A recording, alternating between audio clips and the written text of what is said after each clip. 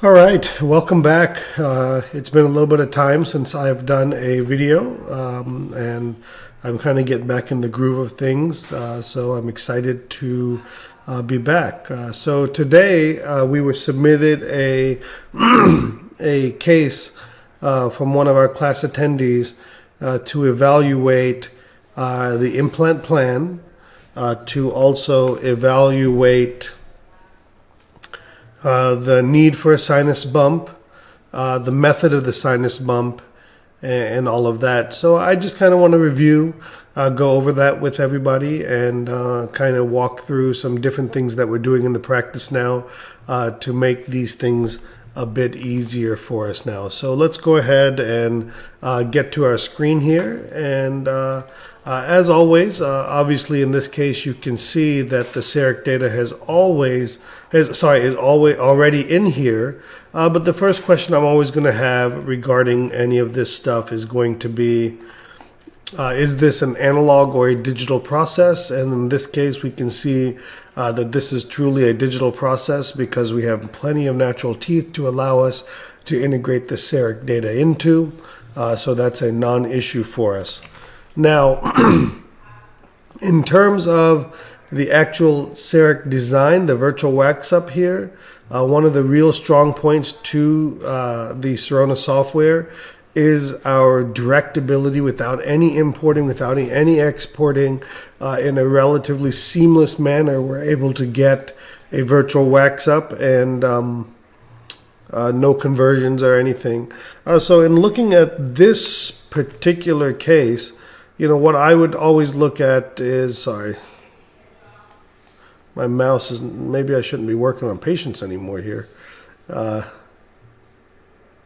I'm just drawing our line for our proposed gingival margin.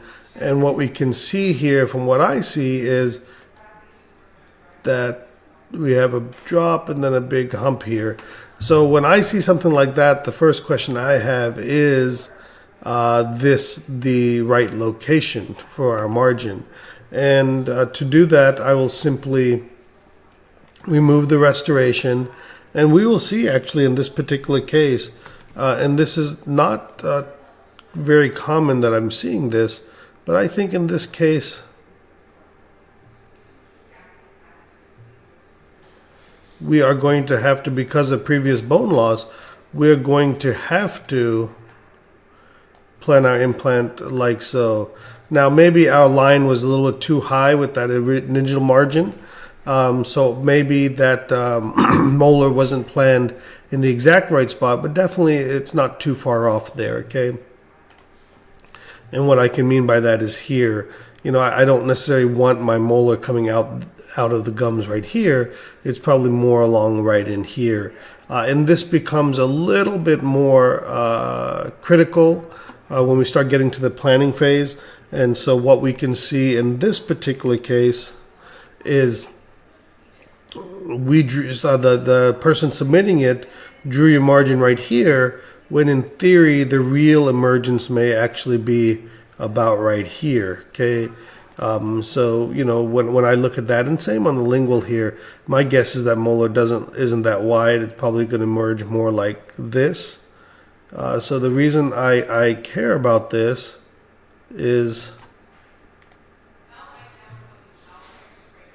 because this will kind of help me visualize where I want my implant head to be, kind of like so. Okay, so now let's go ahead and put the implant that's on there in, and we can see that it's actually placed pretty well. Again, what I would probably say is that it is deep enough. We do have enough room to build out a reasonable emergence profile here. So that, from that perspective, our implant plan looks very good. In looking at it, right here, we can see that we're pretty well centered as we take a look at it. Take a look at it from the axial view. We can see that our implant access is going to come right out the central area here, which is fantastic as well.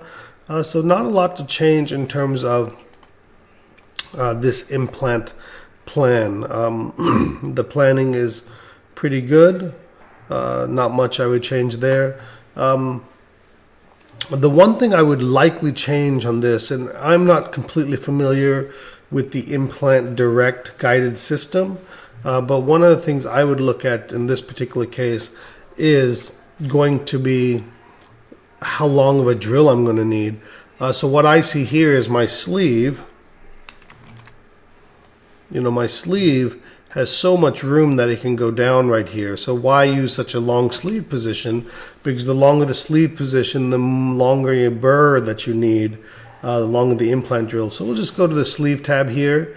And what I'll look at in this particular case is the D2 position. And we can see that they do have multiple positions here. So I would look at the 17.5 position, and I can see that I'm still not hitting tissue or adjacent teeth, and that'll allow me to have a 3 millimeter shorter implant drill. You know, that's kind of how I would definitely look to go with that there. So, you know, from the plan perspective, everything looks good. Now the next question we had was, will a bump be needed? And definitely a bump will be needed in this case. Here we can see that our sinus is like so. So we can see part of the implant is into the sinus.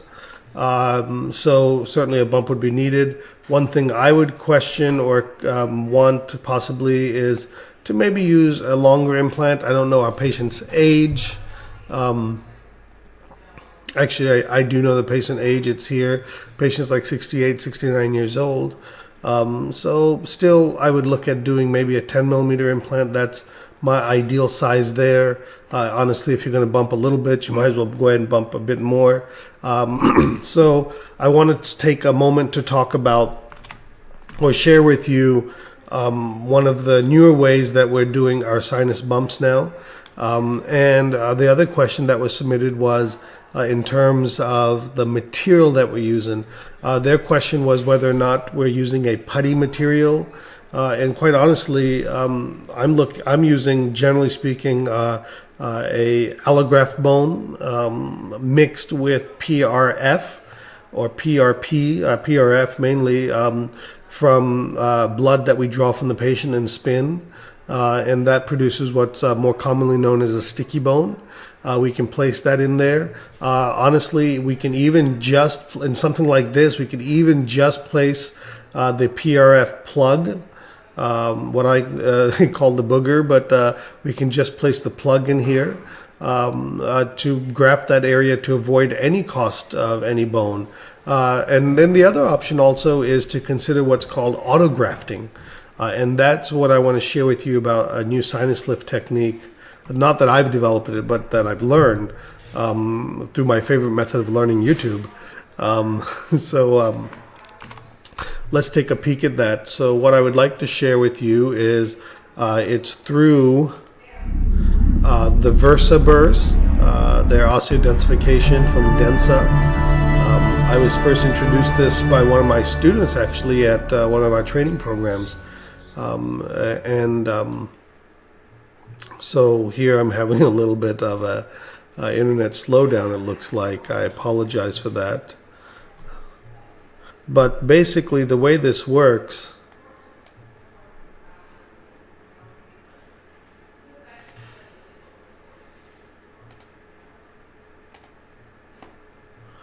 will work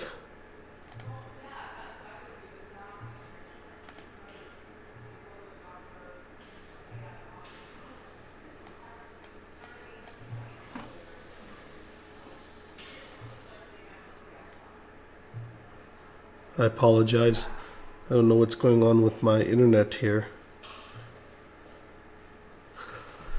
But the way this works is you use the Versah Burs to actually go to the bottom of the sinus floor, and then the Versah Burs actually spin in counterclockwise direction. And they spin in a counterclockwise. They spin in a counterclockwise direction. Let me see if I refresh this, what'll happen here. Maybe that'll make it a little bit better. There we go. That does seem to make it better. It'll spin in a counterclockwise direction, and what will happen there is the way their burrs, their osteotomy burrs are designed, it will actually densify and slightly expand the bone, and it will also in this maxillary sinus area will actually also push up the sinus. So here you can see we definitely, in this particular case, again, this is directly from the company. They will use their burrs to the floor of the sinus, and then what happens, the burr will pierce through the cortical plate, and then in a counterclockwise direction, as you spin the burr in the handpiece, it will actually push up the bone here.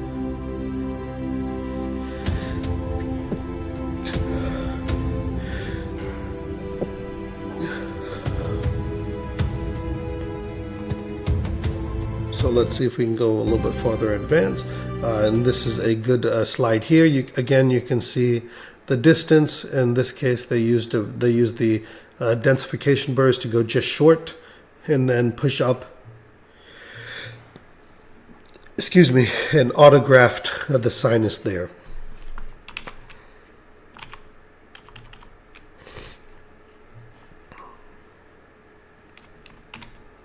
So in a case like this, what I would look at here is my measurement, and now, so probably about 6 millimeters to the sinus floor. So for in this particular case, for my 8 millimeter implant, I would stop my drill about 2 millimeters short of that, which would be the 6 millimeter mark. And that would leave me short of the cortical plate. And then I would use the burrs to gently push up the sinus floor and to, in a counterclockwise direction, to actually do the auto bump there. And I believe if I look a little bit further along here, they have a nice video of it here.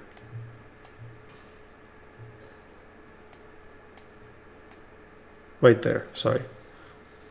So here we can see the sinus autograft. You can see that the Schneiderian membrane is still intact. And then depending on, what your personal preference is, at this point you can go ahead and place your PRF plug into that area and then be done with your case. So, hopefully that makes sense and gives you an option in terms of what your choices are in this case. So you can actually do this case without doing a quote-unquote true traditional bump with a mallet or with a osteotome. And quite honestly, you can do this without using any bone graft material at all. So thank you very much, and I hope you guys have found this helpful. If you can do me a favor, if you find some of the things that we're doing helpful, then I would love for you to take an opportunity and to visit our website, 3ddentist.com. And more importantly, if you could do me a great favor, and if you could go to my website, 3ddentist.com, or if you just want to type in tbonespeaks.com, it'll take you directly to our podcast page. And then if you could just simply click subscribe with iTunes, or if you're using an Android phone, get it on a Google Play. And then you can subscribe to our podcast, which has unbelievably valuable information and a great way to get in touch with me. So that would be my favor for providing this a wonderful tool to you guys. Thank you very much, and have a great day.